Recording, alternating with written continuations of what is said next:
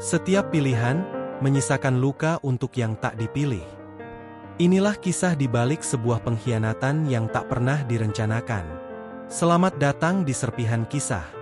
Jangan lupa like, komentar, dan bagikan. Namaku Revan. Dan ini kisah yang seharusnya tak pernah terjadi. Kisah tentang aku, sahabatku, dan istrinya. Aku dan Dito bersahabat sejak SMA. Kami berbagi banyak hal, rokok, musik, mimpi, bahkan kamar kos saat kuliah. Lalu dia menikah lebih dulu. Namanya Anya. Pertama kali aku bertemu Anya di acara lamaran mereka. Dia tidak seperti bayanganku soal istri Dito. Terlalu tenang, terlalu cantik, dan tatapannya terlalu dalam. Sejak hari itu, ada yang berubah dalam diriku. Setiap kali Dito bicara tentang rumah tangganya, aku hanya tersenyum. Padahal dalam hati aku berharap mereka bertengkar. Aku benci perasaan itu. Tapi aku juga tak bisa memungkiri. Ada sesuatu pada Anya yang menahan langkahku. Tatapan itu, senyum itu, dan cara dia menyebut namaku dengan lembut. Setiap kali kami tak sengaja bertemu. Mas Revan udah makan? Basa-basi? Mungkin. Tapi rasanya terlalu hangat untuk sekadar basa-basi. Malam itu, saat Dito mabuk dan tidur di sofa apartemenku, Anya menelpon. Suara di seberang terdengar pelan, hampir seperti berbisik. Mas Revan, dia di sana, kan? Aku menelan ludah. Kenapa rasanya bukan Dito yang dia cari? Tapi aku, dan sejak saat itu, aku tahu. Aku tak akan bisa berpura-pura lagi. Sejak malam itu, semuanya terasa berbeda. Anya tak pernah bicara banyak padaku. Tapi setiap gestur kecil darinya, tatapan, senyum tipis, diam panjang, seolah berkata lebih dari ribuan kata. Aku berusaha jaga jarak. Dito terlalu baik untuk dikhianati. Tapi semakin aku menghindar, semakin sering kami dipertemukan oleh hal-hal sepele. Kadang Dito mengajakku makan siang bareng. Dan tanpa rencana, Anya ikut. Kadang mereka mampir ke tempatku, pura-pura antar makanan. Dan saat Dito ke toilet, hanya kami berdua yang duduk di ruang tamu. Sunyi, tapi tidak pernah canggung. Sampai suatu sore, aku menunggu Dito di kafe langganan kami. Dia telat 1 jam. Dan yang datang lebih dulu, Anya. Dito ada rapat mendadak, katanya pelan. Dia minta aku nemenin dulu. Kami duduk berdua, minum kopi, bicara hal remeh. Tapi tatapan itu kembali hadir. Tatapan yang membuat dadaku tak tenang. Tatapan yang membuatku lupa siapa aku. Saat dia mengambil tisu dan tangannya menyentuh tanganku, dia tak menariknya. Aku pun tidak.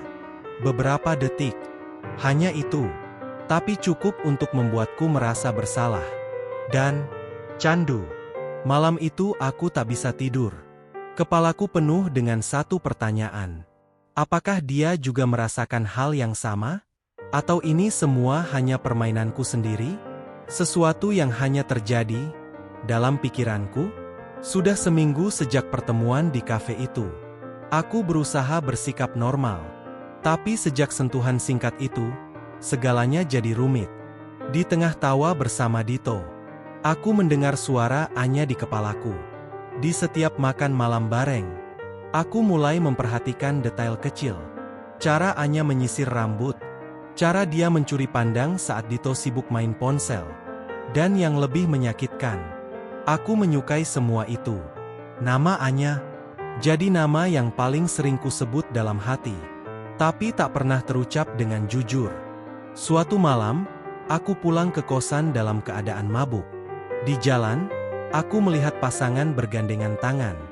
Dan entah kenapa, bayangan Anya yang berdiri di sampingku terasa begitu nyata. Aku mulai bertanya pada diri sendiri, kalau Anya bukan istri sahabatku, apa aku akan berani jujur? Apa aku akan memperjuangkannya?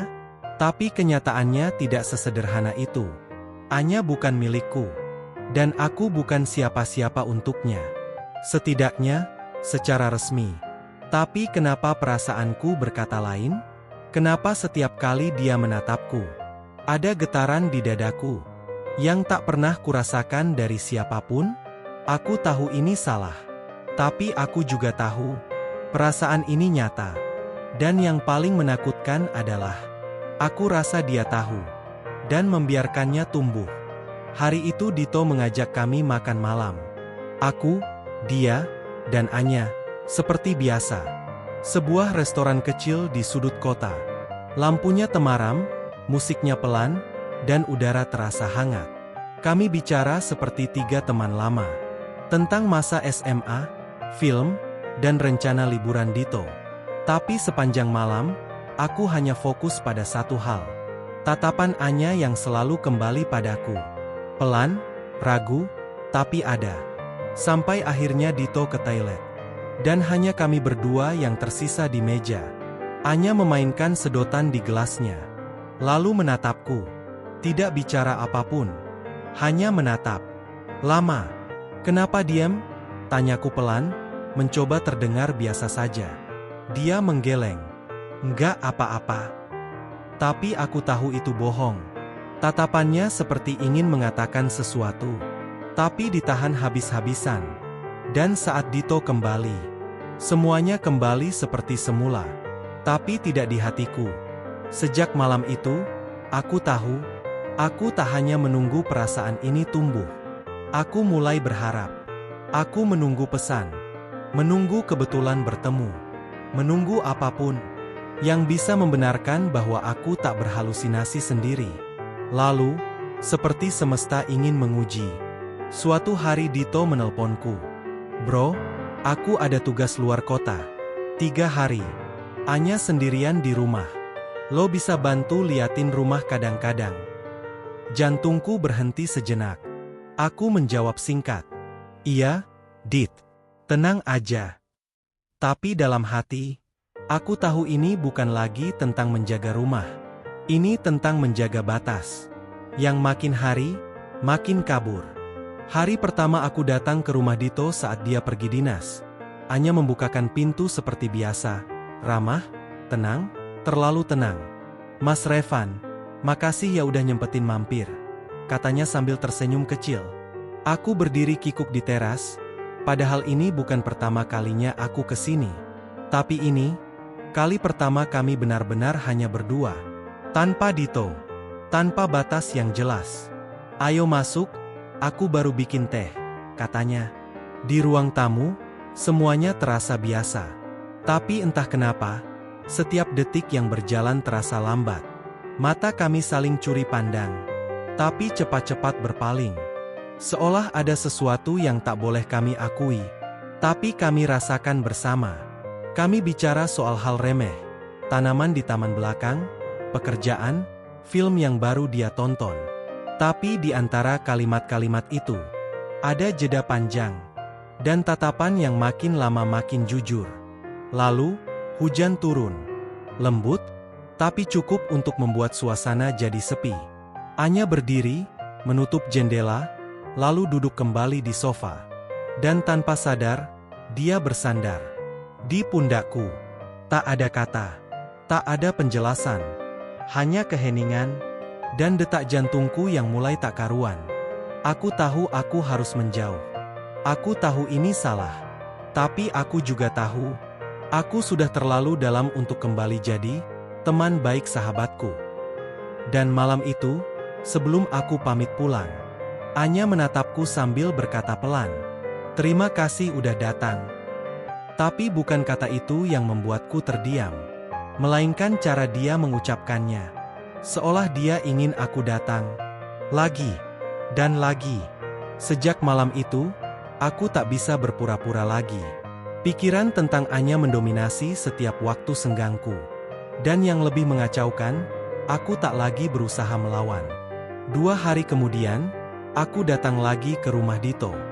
Dengan alasan, ngecek rumah. Seperti yang dia minta. Tapi alasan sesungguhnya lebih dari itu.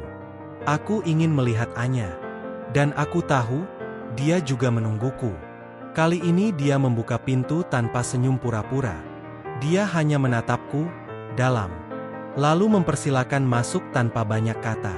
Kami duduk di meja makan. Ada 2 cangkir kopi sudah disiapkan. Dan sepiring pisang goreng hangat. Mas Revan suka pisang goreng, kan? Katanya sambil duduk. Aku mengangguk. Tapi aku lebih sibuk memperhatikan caranya memperlakukan semua hal. Penuh perhatian. Tapi terasa khusus. Obrolan kami ringan, tapi tidak hambar. Dan di sela percakapan, kami mulai saling terbuka. Tentang lelah, tentang sepi, tentang bagaimana cinta bisa terasa seperti kewajiban yang tenang, bukan getaran yang hidup. Anya tak pernah menyebut nama Dito. Tapi dari tatapannya, aku tahu, dia sedang menyampaikan sesuatu yang tak bisa dia ucapkan. Sebelum pulang, dia mengantar sampai pintu. Hujan kembali turun, tipis. Dan sebelum aku benar-benar melangkah pergi, dia berkata lirih, tanpa menatap langsung. Kalau Mas Revan datang cuma karena Dito minta, enggak apa-apa. Tapi kalau Mas Revan datang karena ingin, aku juga enggak akan larang. Aku diam. Lama. Lalu hanya mengangguk kecil. Dan pergi. Dengan perasaan yang mulai tak bisa aku kendalikan lagi. Sejak malam itu, namanya selalu muncul dalam pikiranku. Anya. Tapi dalam setiap doa, aku tetap menyebut satu nama lain. Dito. Aku mulai merasa seperti orang munafik. Sahabat terbaik. Dan perasaan yang tak bisa lagi kusembunyikan. Setiap aku menatap layar ponsel, selalu ada 2 nama yang menggantung. Dito dan Anya. Dan anehnya, yang lebih sering muncul, bukan yang seharusnya. Anya mulai mengirim pesan singkat.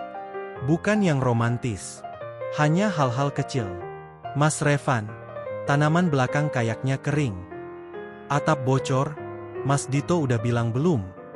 Atau sekadar, hati-hati hujan. Tapi dari caranya menulis, aku tahu dia mencari alasan untuk tetap terhubung. Dan aku membalas semuanya. Secepat mungkin. Tanpa ragu.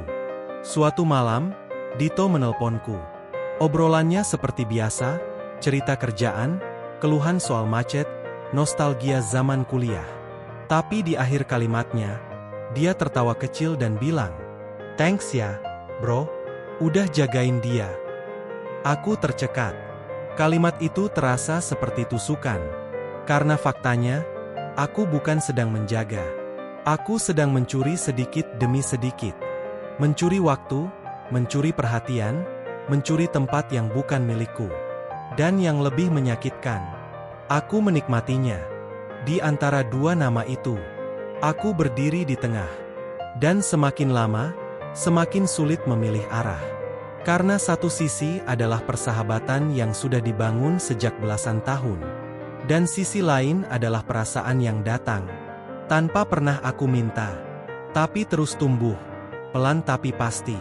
Hari itu hujan deras sejak pagi. Langit kelabu. Dan semua terasa berat, bahkan sejak aku membuka mata.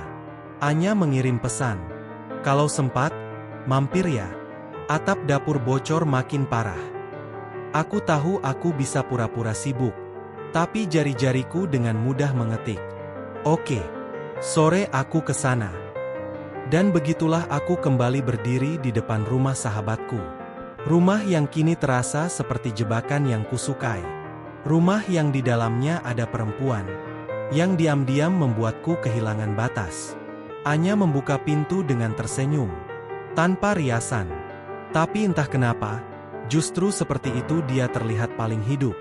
Kami memeriksa atap dapur sebentar. Lalu duduk di ruang tengah, menghangatkan diri dengan teh jahe. Sunyi.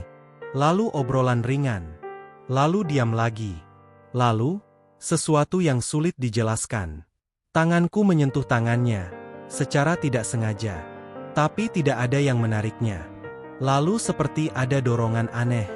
Kami saling menatap. Dan untuk pertama kalinya, tidak ada yang berpaling. Tidak ada yang menyangkal. Anya menggeser duduknya. Hanya sedikit, tapi cukup. Jarak kami hilang. Dan tiba-tiba, tangannya menggenggamku. Lama. Hangat. Tenang.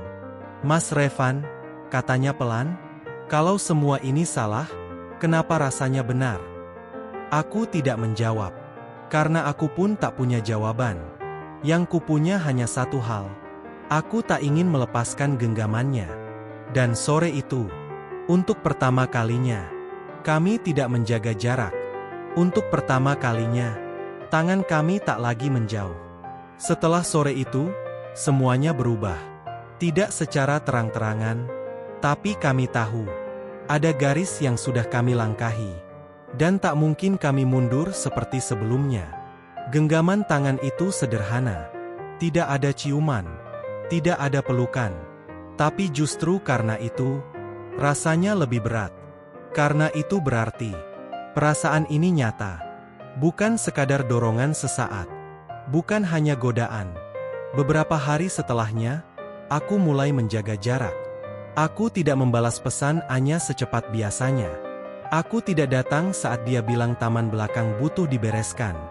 Bukan karena aku ingin melupakannya, tapi karena aku takut pada diriku sendiri. Tiap kali melihat nama Dito di ponsel, hatiku terasa seperti dicekik. Dia masih memanggilku, bro. Masih tertawa dalam obrolan.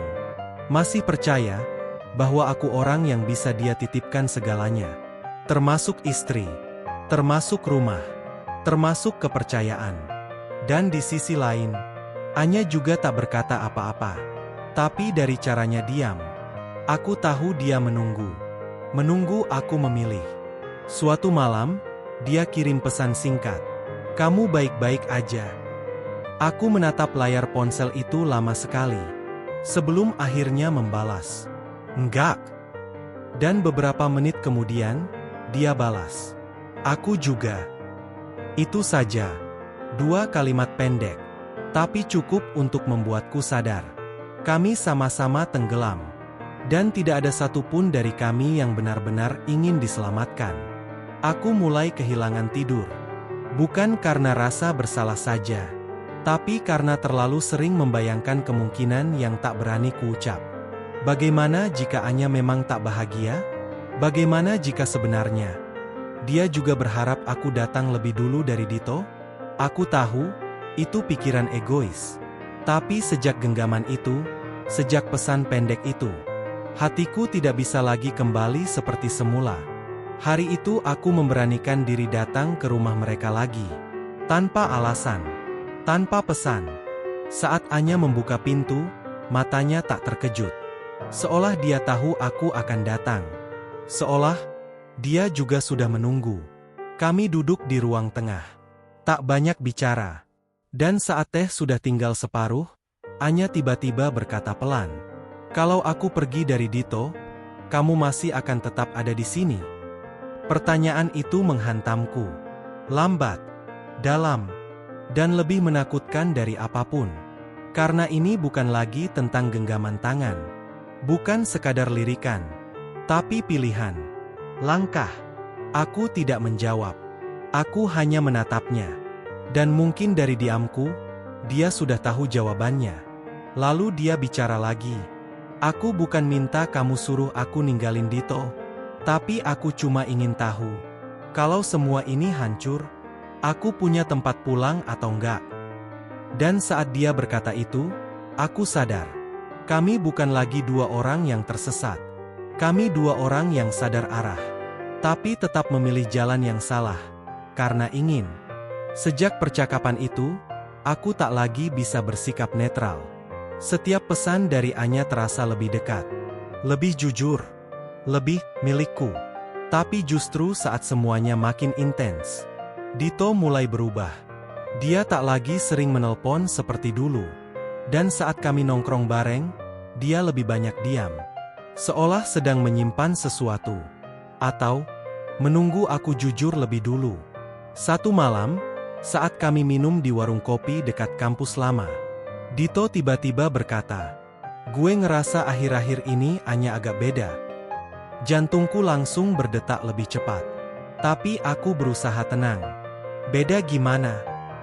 Dia menghela napas. Gue nggak tahu. Tapi dia jadi sering diam. Kayak pikirannya kemana-mana. Aku hanya menatap meja. Diam. Lalu dia menatapku.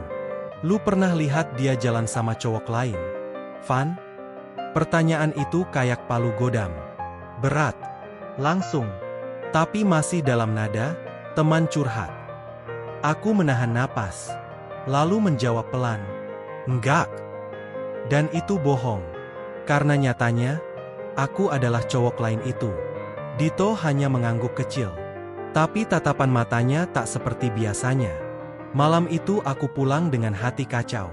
Di dalam mobil, aku membuka chat Anya. Tanpa pikir panjang, aku kirim. Dito mulai curiga. Anya membalas singkat. Kita nggak bisa kayak gini terus. Dan untuk pertama kalinya, aku merasa takut kehilangan keduanya. Sahabatku.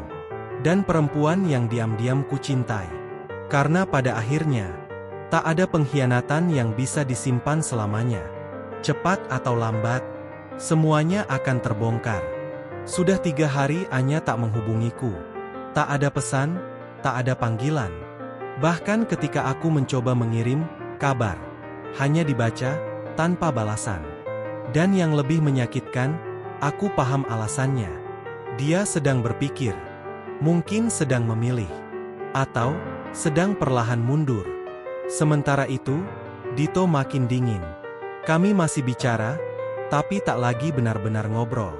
Tak ada tawa lepas, tak ada cerita ringan. Yang tersisa hanya basa-basi yang kaku. Hari itu, aku nekat datang ke rumah mereka. Aku tidak janjian, tidak memberi kabar. Dan saat aku mengetuk pintu, yang membukakan adalah Dito. Dia menatapku dengan wajah datar. Kamu kesini? Iseng aja, jawabku. Padahal aku tahu, aku datang karena satu alasan. Ingin bicara dengan Anya. Tapi sebelum aku sempat tanya, Dito berkata, Anya ke rumah ibunya. Udah 2 hari. Aku mengangguk, berpura-pura tenang. Tapi saat dia melangkah masuk dan mempersilakan aku duduk, dia menambahkan, gue minta satu hal, Van. Aku menoleh. Kalau lo lagi deket sama dia, tolong jujur. Jangan kayak sekarang. Kalimat itu menghantamku habis-habisan. Lurus. Jelas. Tanpa amarah, tapi cukup untuk meluluhlantakkan hatiku. Aku hanya terdiam. Lidahku keluh. Dan yang paling menyakitkan, dia tidak menunggu jawabanku. Seolah, dia sudah tahu semuanya. Malam itu aku pulang dengan satu kesimpulan. Retakan sudah terlalu besar. Tinggal menunggu waktu untuk benar-benar pecah.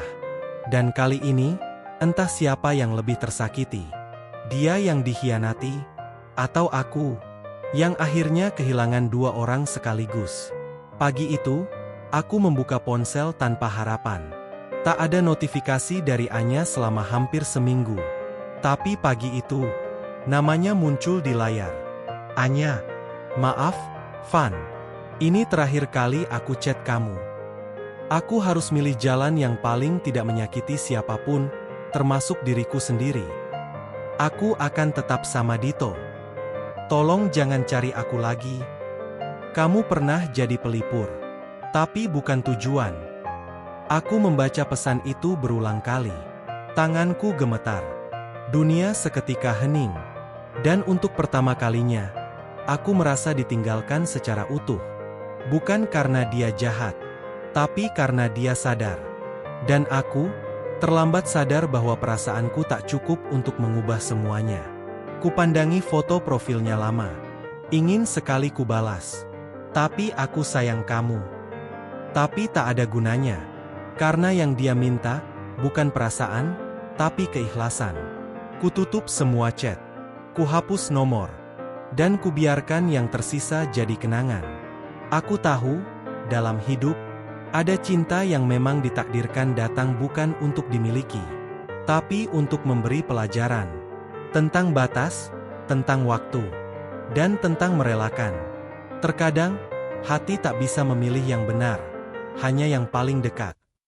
Jika kisah ini menyentuh hatimu, jangan lupa like, komentar, dan bagikan. Karena setiap serpihan adalah kisah yang layak dikenang.